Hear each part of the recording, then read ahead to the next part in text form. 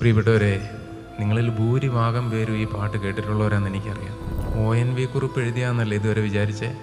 ഇത് തിരുസഭയിലെ ഒരു വലിയ വിശുദ്ധൻ എഴുതിയതാണ്.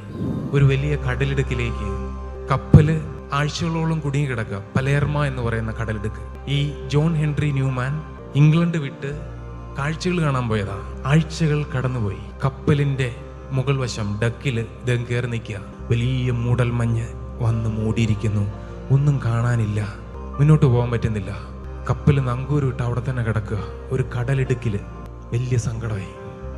അദ്ദേഹം ആകാശത്തേക്ക് ഇങ്ങനെ നോക്കിയപ്പോൾ കറുത്തിരണ്ട കാർമേഘങ്ങൾക്കിടയിൽ ഒരു മിന്നാമിനുങ്ങ പോലെ ചെറിയൊരു നക്ഷത്രം പ്രത്യാശ നൽകി.